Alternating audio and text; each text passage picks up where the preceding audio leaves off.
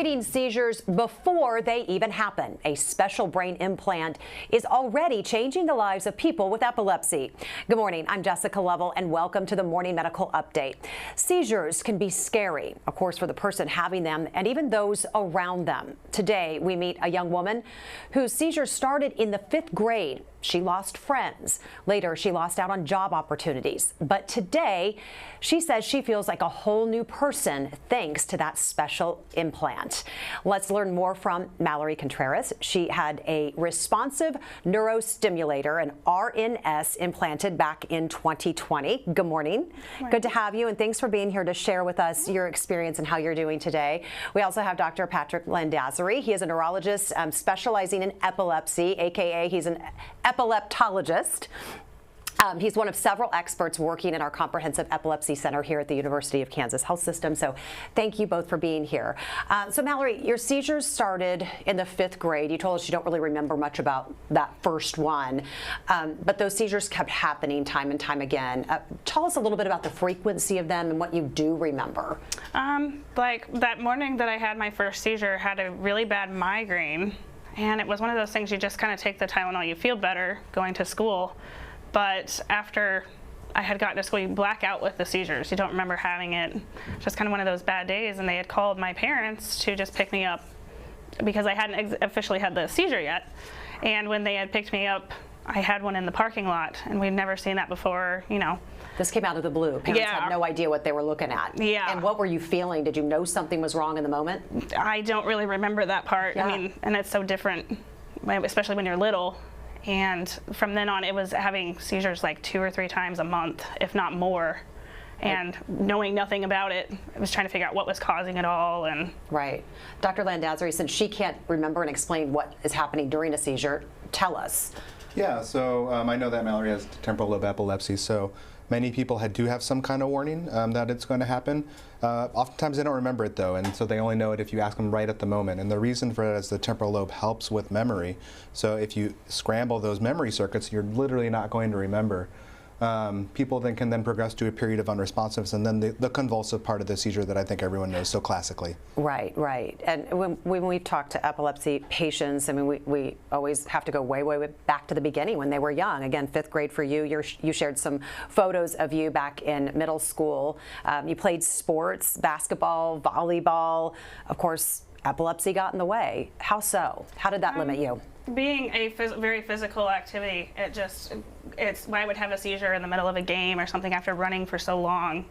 It would just cause an episode, and you just eventually had to pull out? Yeah, couldn't do it anymore. What was that like for you?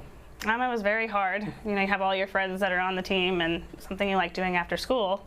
Had to just find a new hobby. Yeah. So I decided to join the band and did that. What'd you play?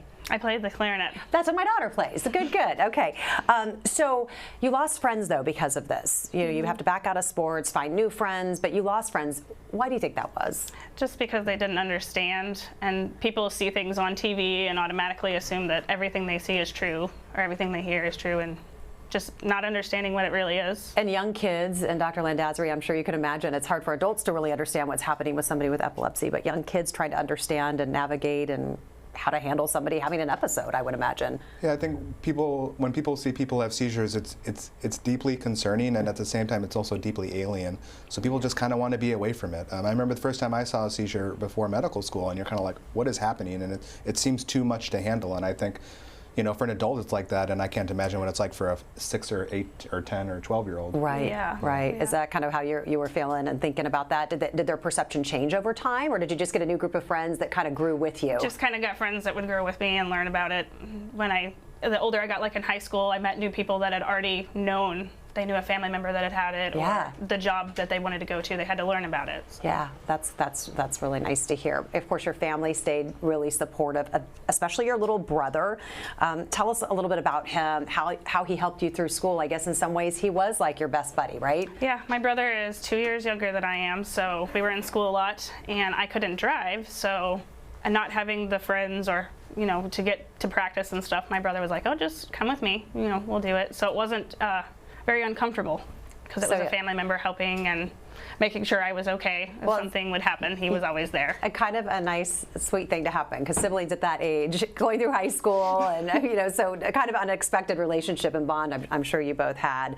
After graduation, epilepsy made it hard for you to enter the job space. Were you fired from a job? Is that what I understand? Yes, Tell us about that. They had seen me have a little episode. It wasn't necessarily a big seizure, but it was enough for them to be uncomfortable. And they just said, it's too dangerous to have you here. We have to let you go. And with that, I couldn't find another job. Everybody just saw epilepsy and didn't want me there. Scary. These stories that you hear, like Valerie's, is that pretty typical? Yeah, unfortunately all the time, and it's really disappointing since epilepsy is protected under the American with Disabilities Act. But I've been watching all these pictures of Mallory kind of go through, and I think everyone can see she's entirely normal, and everything is perfectly normal, and it's really frustrating that she's treated like she's not. Right, and we can acknowledge that you actually did not treat Mallory, absolutely. but you treat patients like Mallory. Yes. So and you've heard these stories again and again. We've talked about what a seizure is, but just, if you can, kind of in the basic terms, explain epilepsy. I would say that epilepsy is a disease where seizure is the main symptom. There are actually many symptoms of epilepsy. But a seizure is essentially just a misfiring of the brain. So if we have normal brain electricity, brain waves that are telling our body to have this conversation right now, imagine all those suddenly went to a screeching halt, and then it did something else without our permission, without us knowing about it. It's just complete stopping of normal activity, and then the seizure happens. And I think Mallory's unfortunately experienced that too many times to count. So let's talk about the evolution of treatment. You take us back a few decades. What would have been the first line of treatment is it kind of a one-size-fits-all? Sure, we can even go back centuries. So the first century was actually surgery, which we'll talk about here in a second. But the first modern treatment was actually bromide in the 1800s, which is poisonous, so we don't use that anymore. But the first modern treatment was phenobarbital, and that was in the early 1900s.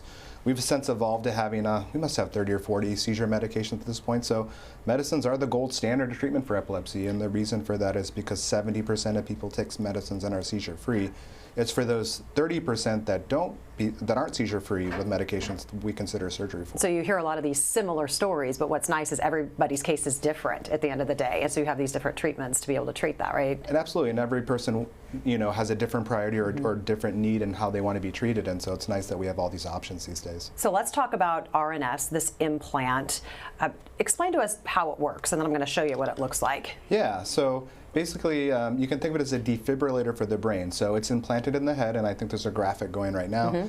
And so that implant, what it is, and it's in the skull, and then there are wires that go to the specific part of the brain that Dr. Uysal, my partner who treats Ms. Contreras, put in. And so basically those are always on reading brain waves. And so when those brain waves misfire and turn into a seizure, it sends a jolt of electricity to that specific part of the brain in an attempt to interrupt that abnormal brain electricity. And then I think we're gonna have a picture of showing that working for Mallory, actually. Yeah, I think we have some snapshots of her brain waves, if we can pull that up. So what are we seeing here? That's a lot of squiggly lines. Tell us what that is. Yeah, so basically this device allows us to put 2 different electrodes in someone's brain. So for Mallory, she has one in each of her hippocampuses. These are in the temporal lobe, and this is where her epilepsy starts. And so I'm sure everyone can see the top 2 lines. That's the seizure itself. And so you can see the x-axis is time, and so you can see within a second or two, the device has been programmed by Dr. Uysal to recognize this as her unique seizure signature, and then it sends that jolt of electricity, and this only shows the first 10 seconds. It did stop the seizure for her, so so she's never clinically aware of them. Okay, so you had a nice partying gift of a keychain of exactly what this RNS device looks like. So this is the actual size. I'm going to show it here just so you can kind of see it from like my hand. But so obviously you see the curvature of it, and then it's just attached. I mean, this is a kind of just a model of what it looks like, but very accurate. Yeah, it looks exactly like that. Our neurosurgeons do a fantastic job putting it in. So it sits in that skull, and then the wires come out of that top part where the keychain part is. Okay. And they'll have four little wires come out of that at most, and then it just sits there. And this is the weight of it too. Yep. And how's it attached? It sits in a little tray, and then it screws into that tray so it doesn't float around or anything. Obviously, we don't want it moving around Mallory's head. How new is this technology? It was FDA approved in 2014, I believe. It's been under research since the 90s. It was actually developed by epileptologists, and one of the main ones is still kind of the chief medical officer of that company. And then the trial, the pivotal trial for it, I think began in 2004, I believe. And how impactful and important is it It's to huge. patients? It's huge. So as I was talked about, I think the great thing about being an epileptologist right now, besides the patients, of course, is that we get to offer all these different options to people, and people have very different thoughts. I mean, sometimes we can remove a small portion of brain. Sometimes we do a brain stimulator like Mallory has. Some people don't want surgery at all, but now we have so many options, people can really choose their own path. And I think people who are also very scared of removing a part of the brain are more open to perhaps a brain stimulator. And I think Mallory was probably open to whatever might have come out of it. But some people, it allows them to go on a path that they wouldn't have otherwise gone on. So Mallory, you hear this as an option. What did you first learn about it, and what questions did you have? It almost, to be honest, seemed too good to be true that it was possible that it could do that. And kind of, like he said, I didn't want to go and do something so major as to removing a part of my brain, so it was a nice thing to try out. And how are you doing today? Great. Haven't had a seizure in about a year. Wow. So, and is that what we're seeing typically, Dr.? Yeah, so I think you got yours implanted in 2020, is that correct? Yes. So when we put it in, there's a kind of, I wouldn't say a trial period, but a period where we have to kind of mold it, to individualize it to the patient. So getting those settings directly in, and then changing how much current is delivered when she has a seizure, that's very individual. And I know you and Dr. Usal probably met every 2 or 3 months for a fair bit, to make sure that we're getting those symptoms so you can be seizure-free for this year. So Mallory, can you tell when it's actually working, when it's like intercepting a seizure? There at the beginning, it was kind of hard to tell because, like the doctor said, they had to find the so-called sweet spot for what's going to happen. And when I noticed it start working, you get the aurora, the funny feeling before the seizure. And usually it lasts a couple minutes for me, or a couple seconds. And I would tell my mom or whoever's around, I'm going to have a seizure. Oh, wait a minute, it went away. Okay, never mind. And later on, when Dr. Uisal would show me the graph that they just showed you, he would say, okay, yeah, this is where the RNS stopped your seizure. So you started to feel the very beginning, but it stopped. So tell us the difference between that and the deep brain stimulator. We talked about that in the past, but tell us the difference between that. Yeah, so the deep brain stimulator goes to a part of the brain called the thalamus, which is kind of in the center of the brain. We have a left and a right one, just like most things in the brain. And so it stimulates kind of the way that the seizure moves throughout the brain, whereas the RNS stimulates where it starts itself. And so that's why we like to use it a fair bit. So several million Americans we know have been diagnosed with epilepsy. Who is this best for? If someone's listening, who would say, that might be for me? Yeah, so the definition of drug-resistant epilepsy is failing 2 medications. And if you fail 3 medicines, less than 1% of people in the situation become seizure-free with medicines alone. So after you fail 2 or 3, it's talking to your neurologist saying, you know, what else do we have besides medicines? Because your odds are low. It's not that we're medical doctors. We would prefer to do it with medicine. And I'm sure Mallory would have preferred to be seizure-free on medicines as well. But for those folks that aren't, we ought to be considering that. And it's a standard of care for epilepsy patients. Mallory, how's it changed your life? What's the biggest thing you can really hone in on? It's totally different, a new life altogether. Being able to be alone now, people not having to worry about me, what I'm doing, or if I'm okay. Was there a time you had to live with somebody? Tell us a little bit about that. I had to, after high school, try to move out, and I had to move back with my parents, and just not being able to get out on my own, having to call my parents all the time. Do they worry about you still? Yeah. I bet they do. I was going to say, that's hard to let go of, but they must feel better knowing that you're out there living life. Yeah. The way a young mom like yourself should. And we're going to talk about your daughter, because we know there's a lot of misconceptions when it comes to epilepsy. That's what we're learning here this morning. And I actually did not know this, that it may prevent somebody from starting a family or getting pregnant. And so I want to dive into this. So Mallory, you're a mom to a beautiful daughter. Let's show, this is little 5-year-old Natalia. Was there any special care or concerns surrounding your pregnancy when it came to epilepsy? What were doctors telling you in the past? They were just, when I had gotten pregnant, the doctors here at KU were just very, be very careful. When you're pregnant, you have to be careful anyway, but just be extra kind of cautious not to do things that would trigger a seizure, and, But tell us what the doctor told you about, the doctor, about you before, because that's very interesting. I had gone in for one of my appointments and just told him I'm pregnant now, and he said, okay, we're going to have to find another neurologist. I'm not comfortable with this. All right. Tell us why. So, I think pregnancy is a normal condition for women, obviously, and so it's easily treatable, as it were. You don't really treat pregnancy, I guess. But when there's another disease, it makes a lot of people uncomfortable, OBs and neurologists alike. And epilepsy is actually very easily treated during pregnancy. I know Mallory went through that. So you manage blood levels. It's fairly straightforward, and it just takes a little extra effort from the mom. So is it twofold? Is it a concern that a seizure could jeopardize the pregnancy, or is it also after you have a baby? Now you're responsible for a young child. You're at home. I mean, you go into a seizure, you have a young child. Tell us a little bit about what those long overall concerns are. Well, I'll be curious what Mallory says too, but when women talk to me about those situations, they say it's both. They say people are like, how can you do this? Are you sure you can do it safely? Is this going to be dangerous for you? Is it going to be dangerous for the baby? And so I think you hear all those things. Is that kind of what happened to you? Yeah. Mallory, what was the biggest challenge? With being just having a baby, and did you have worries in the back of your head, or now that you have this implant, has it been a game changer for you as a mom? With the implant, yeah, it's been a lot better, not worrying so much. But before, it was kind of a worry. I don't want my daughter to see any of this to scare my daughter, because like we had talked about before, the friends, it scared when we were younger. So I don't want to put that same thing on my daughter. And kind of like you had said, the people were always afraid that being able to take care of her right and know how to do it, well, that's not rocket science. You can know how to be a mother, just have to do it a little carefully. You said, that's something you'd heard from when you were a child, young. You can't, have a normal life. You can't drive. You can't have kids. Kind of beating those odds. How does that feel? And what would your message be to maybe another kid in the 5th grade that's going through what you went through? Just not to give up, not to lose hope with this, because it took a while to get where we are, but it is definitely worth it, and nice to feel, I guess, normal, how you put that. Yeah, normal. None of us are really normal, but how thrilling is it, though, that she's able to do this because of the change in these treatments and technologies and science? I mean, I think it's why Dr. Uesal, her neurologist, myself, and my partners, that's why we do this, is because epilepsy patients do everything that everyone else does.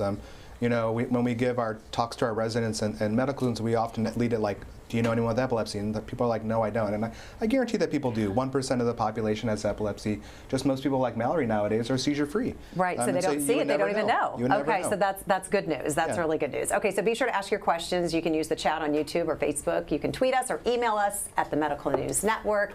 Info is there on your screen. Let's check in with Dr. Dana Hawkinson on this Friday. How are you? Yeah, hi, good. So you've got some data for us, not just on COVID. Right. But there's other things, right? We're talking about flu, RSV. What do you got? Yeah, and just like last year, we told you we'd be bringing these numbers for the health system here. So for active inpatient COVID infections, we do have 16, but we also have some other data that we're bringing you specifically for the respiratory viruses, RSV and influenza. And here you can see this is just with the University of Kansas health system here. These are the inpatient and outpatient positive tests for influenza. And you can see a very small number overall. And then if we go to the next slide too, we'll see that this is the CDC trend nationally. So you could see back from the middle of the chart until the right side, that is the most recent data. You can see those trends are going up for percent positive tests, but also total tests for influenza positive. So if you haven't got your influenza vaccine yet, now is a good time to go get it, because overall the trends are increasing, the number of positive tests are increasing as well. And then this we have, so this is just directly for the health system here. And these are our inpatient admissions for influenza. And you can see right now there's a very small number of patients that are in the hospital with influenza here at the health system. And if you remember back last year, we had quite a few at one point, but we are going to be following this trend now and delivering this information to you as well. And then we have I think one more slide, and these are our RSV positive tests, and this goes by week as well. And so you can see very few in the middle of the chart, which was earlier in the year. Now as we're getting to the most recent times, our trend is going up as well. The orange is pediatric, and the blue is adult cases. So overall, the trends of respiratory viruses and positive tests is going up. If you fall under the criteria for getting your RSV vaccine, now is a good time to go get it. And of course for influenza as well. And if you haven't had your updated COVID vaccine, it's a good time to get that as well. Okay, I'll go do it all this weekend. Yeah. Okay. Hawk, thanks so much. Let's get to some questions from our viewers this morning. Megan wants to know, does the RNS device need to be maintained or recharged or checked in on? So it doesn't need to be checked in on. When you started, it was every day that you download basically from your brain to a computer, and that stores all those ECOG informations that I showed earlier. And so then probably on a weekly basis, you probably did it. Then it goes from that computer to a secure server that NeuroPace hosts for us so that we're able to look at it. Otherwise, the device itself needs to probably be changed every 10 to 15 years. That depends on the settings for each patient. And we're hopeful the company is developing a new device where they say the battery will be like 20 or 25 Nice. years. So we're very excited for that. Less surgeries. So Ruth Ellen has a question. How are unexplained, and I hope I'm saying this right, syncope episodes? Is that is it? Syncope. Syncope episodes different from a seizure? So, and what are those? Yeah, so epilepsy is an electrical disease of the brain, and then syncope is basically a blood flow problem disease. So when people faint, it's when the heart doesn't pump enough blood for any reason whatsoever. There are lots of reasons. The most commonly are very benign. But basically not enough blood gets to the brain, and so the brain needs blood, that energy, to function. So it just temporarily doesn't have enough energy, and then you lose consciousness.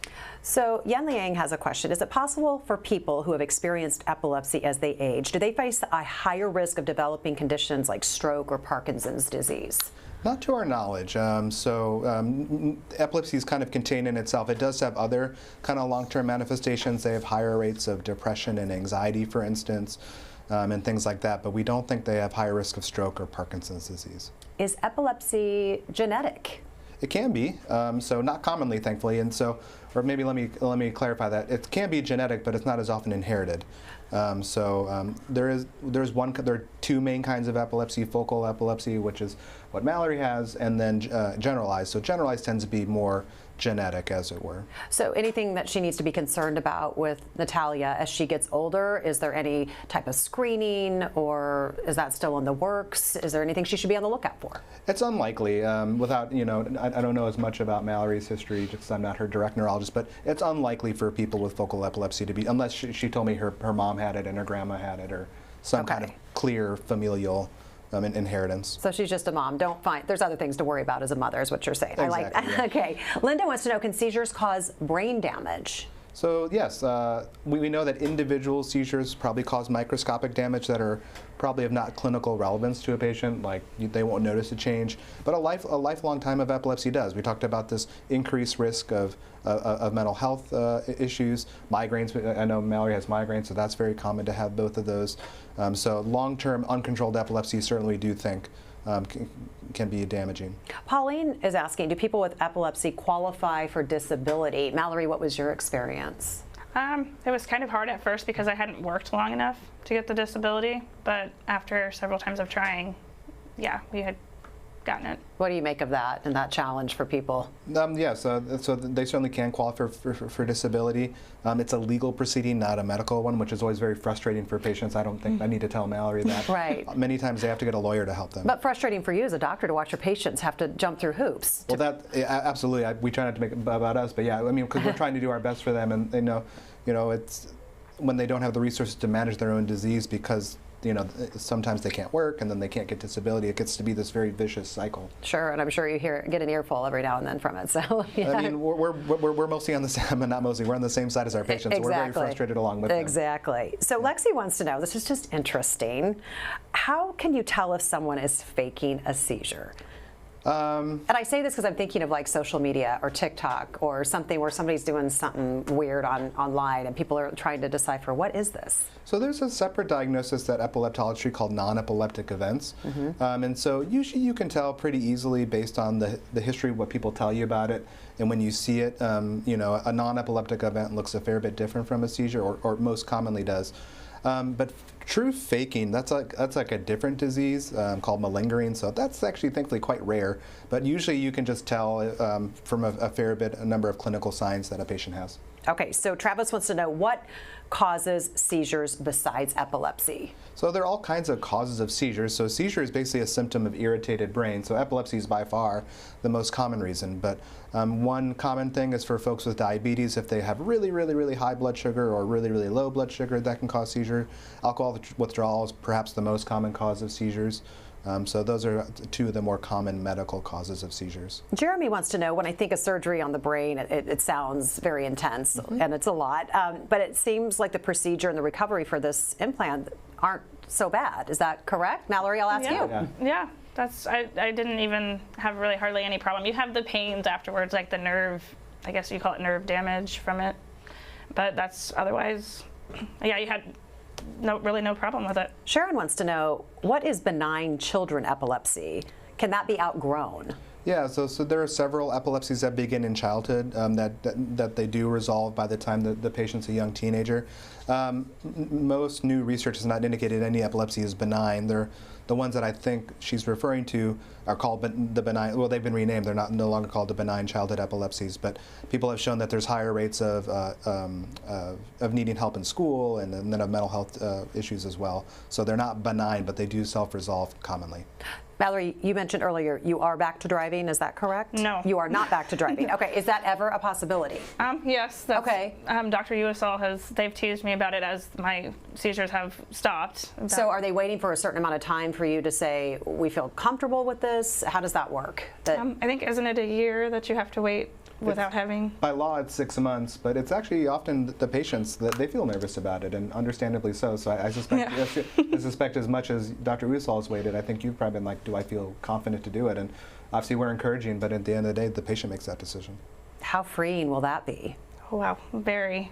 Yeah, it's like those little things that we take for granted. We don't realize we all jump in our car and come to work and go do our thing. But for you, being able to be out there and get your kid where they need to go and live life, I love it.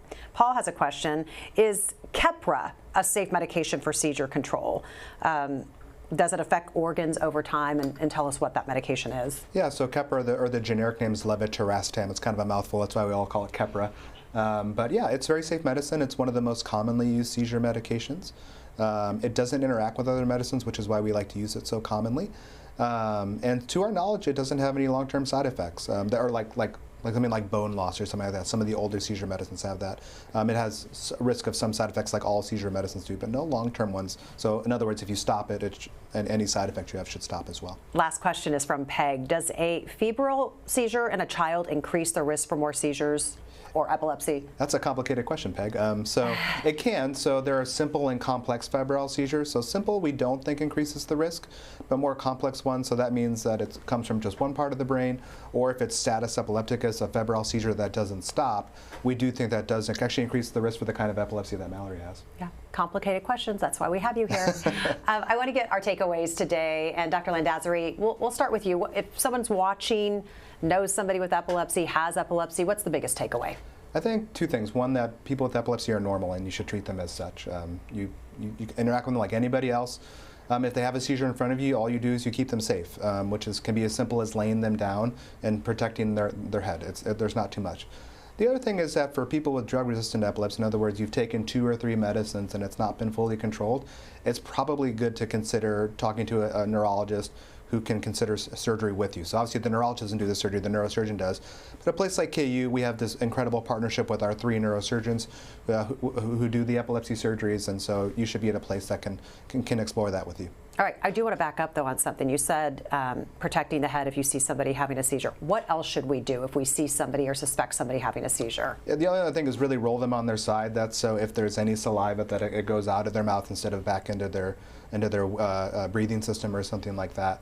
But otherwise, yeah, so just you don't restrain them because you can dislocate shoulders and stuff like when you do that. And don't put anything in their mouth. That's a common misconception, but we're more worried that they're going to choke on whatever you put in their mouth rather than protect them. Okay, wait it out or call 911? So most seizures stop after 1 or 2 minutes, and then you don't need to call 911. I would say if you're not familiar and you're uncomfortable, you should call 911 for help. Paramedics obviously are very well trained for it, but most people with epilepsy will, they'll wake up afterwards and be like, oh, this happened, and they don't necessarily need to go to the emergency room. I think epilepsy patients are very savvy about knowing when they need help and when they can kind of go about doing whatever, and I expect you might have had that experience, Mallory. Yeah. So what do you want people to take away from your story? Just like I said before, just do not give up on this, and there's a lot of things that they're coming out with now just from the several years that I've dealt with it.